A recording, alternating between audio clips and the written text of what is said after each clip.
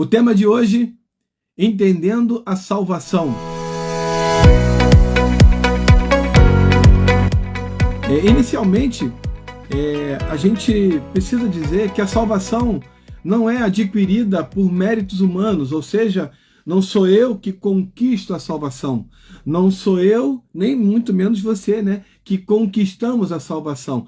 Ela é nos dada através de Jesus, que se entregou na cruz do Calvário para nos resgatar do império das trevas. E isso é graça de Deus, isso não é mérito humano, foi Deus quem, através do seu amor e graça, nos alcançou. Ponto final. E isso está assim, tá definido no nosso coração. A soberania de Deus determinou e conquistou a preço de sangue, né, na cruz do Calvário, a nossa salvação. Ponto final. E isso a gente não discute. Nesse texto aqui que eu vou ler para você, João capítulo 6, versículo 66 até o 68.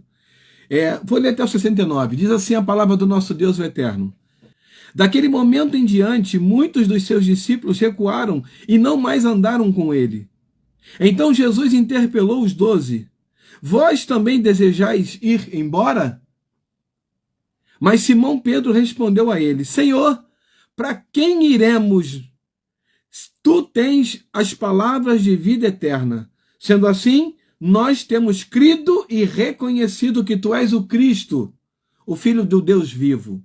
Então, dessa forma, nós percebemos que Jesus, ele, num certo momento, ele teve dificuldade no diálogo com aquelas pessoas e também, né, com os discípulos.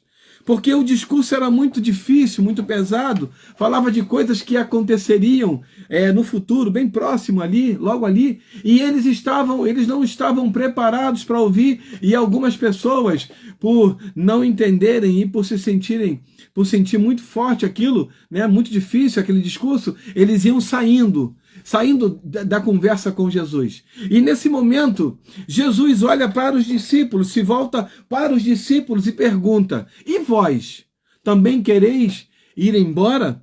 Jesus, nesse momento, está dando a opção, a oportunidade deles decidirem o que querem fazer. Né? Jesus, ele é descrito no livro de João, diferentemente dos três outros evangelhos, ele é descrito por aquele que é, e não por aquilo que ele fez. João não descreve Jesus pelos milagres, pelos feitos maravilhosos e poderosos que Jesus realizou nessa terra. Mas João descreve Jesus por quem ele é. João descreve Jesus por ser a porta, por ser o pastor das ovelhas, por ser a luz do mundo, por ser a videira verdadeira. Então, Jesus é descrito por quem ele é, e não simplesmente por aquilo que ele fez. E nesse momento aqui, Jesus coloca para os discípulos uma oportunidade que é dada para todos, né? O que você quer fazer? Você quer me seguir ou quer seguir o seu caminho? Então Jesus pergunta para eles, vocês também querem ir embora? Então, essa pergunta de Jesus não faz muito sentido se nós não entendermos que Jesus estava apenas mostrando para eles que eles não estavam ali, e também para nós agora, obrigados, mas que eles tinham a opção de não seguir a Jesus. Mas que se fizessem isso, por livre e espontânea vontade, viveriam situações adversas, e algumas delas estavam por vir a partir da prisão e morte de Jesus na cruz do Calvário. Então, Jesus, ele se vira e faz a pergunta para eles, dando essa oportunidade deles seguirem. E eu separei aqui três situações, vamos dizer assim, ilustrações, ou três situações para ilustrar esse texto, esse tema que nós estamos estudando agora. Eu tenho aqui primeiro tentativa de um filósofo ateu de ensinar um cristão acerca do Salmo 23. E ele não estava errado quando ele estava tentando ensinar. Esse filósofo, ele mostrava que a nossa interpretação acerca do Salmo 23, né, estava errada, equivocada. Porque o Salmo 23, ele inicia dizendo assim: o Senhor é o meu pastor, nada me faltará. A maioria das versões, das traduções bíblicas, traz essa tradução. Deixa eu colocar aqui, na versão King James, deixa eu ver aqui como que está, né? Porque, de fato, diz assim, ó, o Senhor é o meu pastor, nada me falta.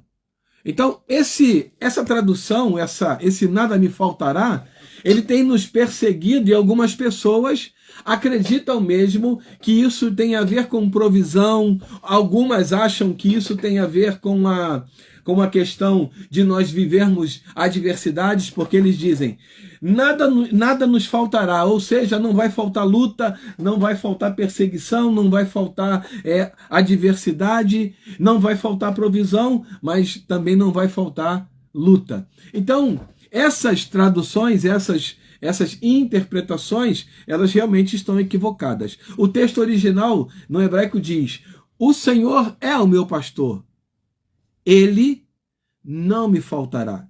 Então, Davi, quando escreve esse salmo, ele escreve tendo a certeza de que o Senhor seria, né, e estaria com ele sempre.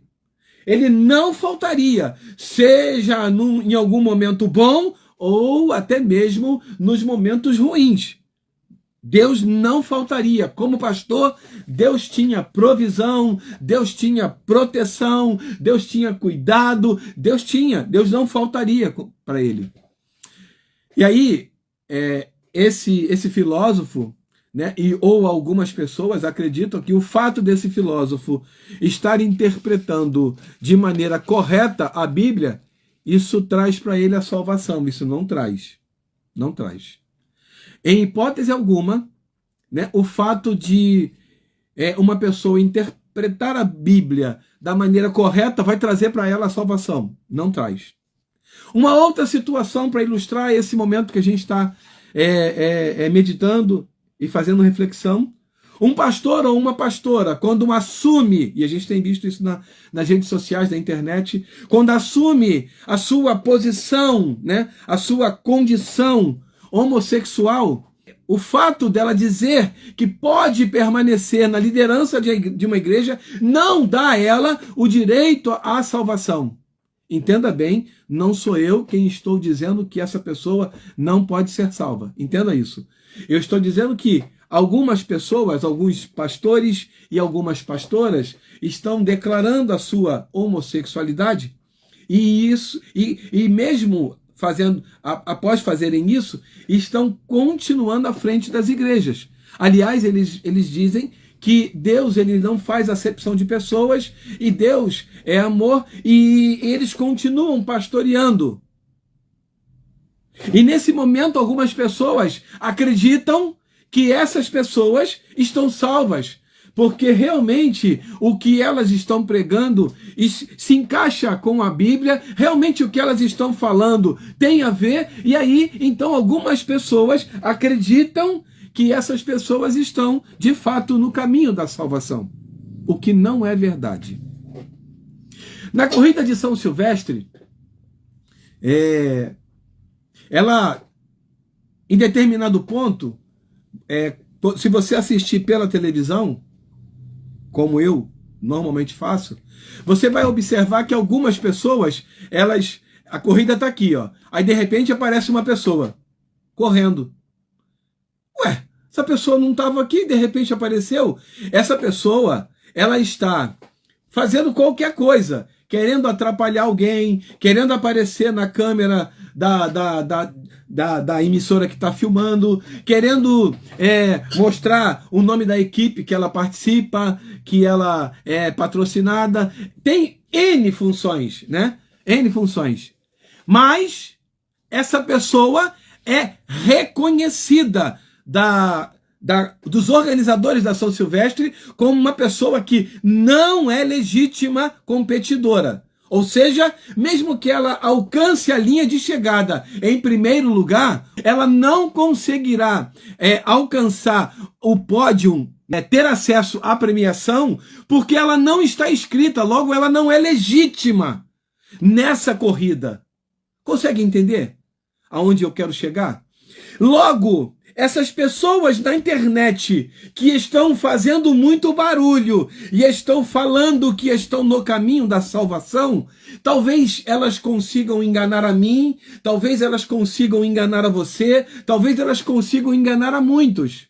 Mas acredite, o Senhor conhece cada uma dessas pessoas. Então, não há a mínima possibilidade de uma pessoa na internet dizer que é e ela conseguir ser, de fato, diante de Deus. Ela pode até ter uma capa de algo que parece, ela pode até dizer que está fazendo, ela pode fazer muitas coisas que aparentemente, aos nossos olhos, parecem verdadeiros, mas a verdade é que não há a mínima possibilidade de enganar, de driblar os olhos de Deus.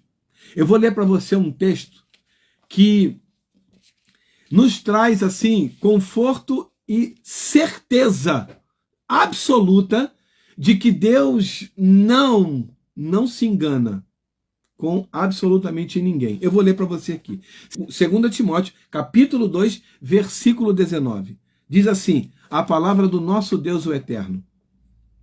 Contudo, o firme fundamento de Deus permanece inabalável e autenticado por esse selo. O Senhor conhece os seus e aparte-se da injustiça todo aquele que professa o nome do Senhor. Ou seja, não há a mínima possibilidade de qualquer pessoa, por mais eloquente que seja, por mais influente que seja, por mais seguidores que tenha, consiga enganar o Senhor. Não há. O primeiro capítulo do livro de Hebreus, ele fala assim, deixa eu ler para você aqui, ó. Havendo Deus desde a antiguidade falado em várias ocasiões e de muitas formas aos nossos pais por intermédio dos profetas, nestes últimos tempos nos falou mediante seu Filho, a quem constituiu herdeiro de tudo o que existe e por meio de quem criou o universo. Então, a única maneira que nós entendemos de Deus falar conosco está aqui, ó, através de Jesus e da sua palavra. Então, a pessoa está esperando o quê? Mas, na verdade, ela quer caminhar na sua conveniência. Ela quer caminhar nas suas vontades, fazendo aquilo que ela quer e não aquilo que a palavra diz. Esse texto que nós lemos em João, Jesus pergunta para eles, e vocês, o que querem fazer? Vocês querem ir embora também?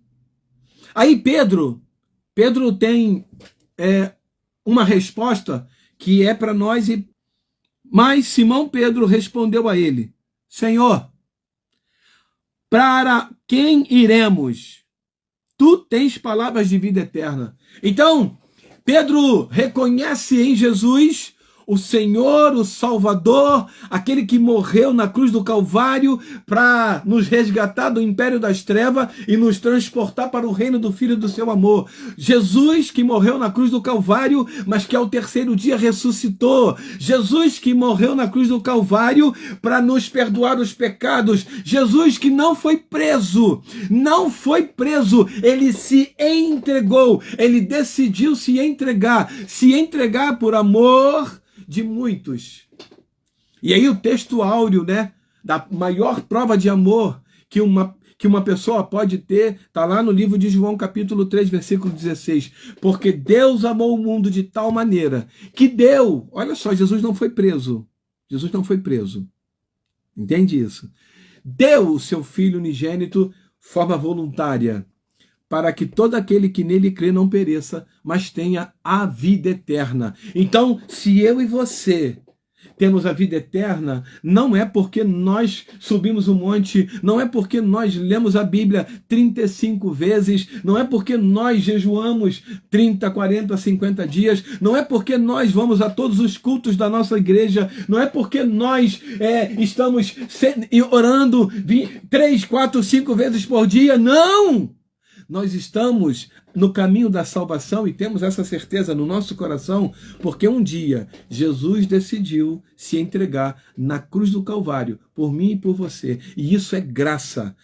Efésios capítulo 2, versículo 8. Pela graça sois salvos, mediante a fé. E isto não vem de vós, é dom de Deus. Não é mérito nosso, é de Deus. Aí ele continua, não vem por obras.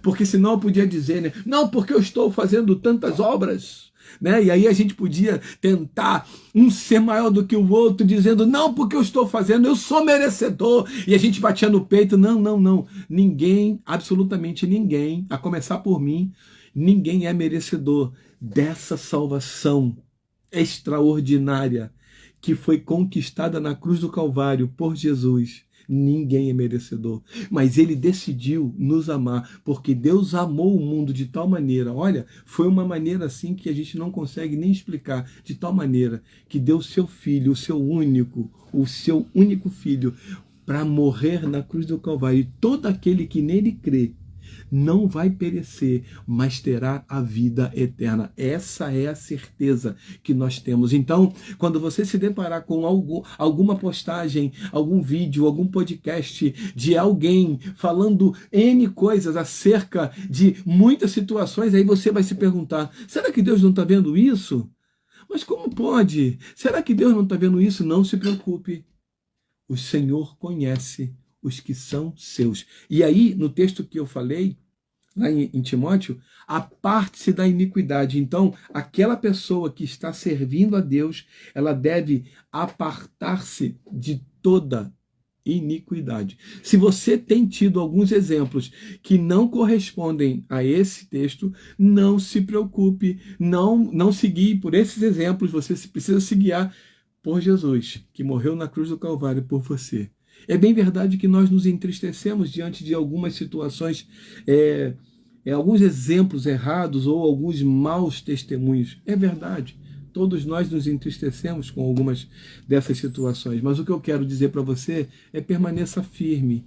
A salvação que está proposta para você, ela não é mérito seu, ela foi conquistada por Jesus. E somente por Jesus. Há uma responsabilidade do homem em responder essa oferta de salvação. Mas, sobretudo, há uma soberania de Deus. Foi Deus quem conquistou a salvação através de Jesus na cruz do Calvário. E ponto final. Amém? Então, a soberania de Deus conquistou a salvação. É verdade que você tem uma responsabilidade nessa salvação, que é responder: eu quero Jesus na minha vida. Quando você responde isso, você está dizendo sim para o sacrifício de Jesus e reconhecendo aquilo que Pedro reconheceu. Sendo assim, nós temos crido e reconhecido que tu és o Cristo, o Filho do Deus vivo. Sendo assim, qualquer exemplo que nós nos deparemos na internet, no Instagram, Facebook, qualquer lugar que seja, se estiver desalinhado com aquilo que a Bíblia diz, só deleta. Continua na palavra. A internet é um mar de informações. E nem sempre são apenas informações. Às vezes são desinformações. Mas como é que a gente vai saber, né? A gente está conectado aí, não tem como voltar atrás disso mais. Então, independente do que você ouça, veja ou fique sabendo, o que tem que estar no teu coração e na tua mente: quem morreu na cruz do Calvário por você foi Jesus e mais ninguém. Amém? Deus abençoe a tua vida. Se você já reconheceu a Jesus e tem certeza da sua salvação, permaneça firme. Se você ainda não fez isso, faça isso hoje e reconheça Jesus como teu Senhor e teu Salvador. Amém? Deus abençoe a tua vida.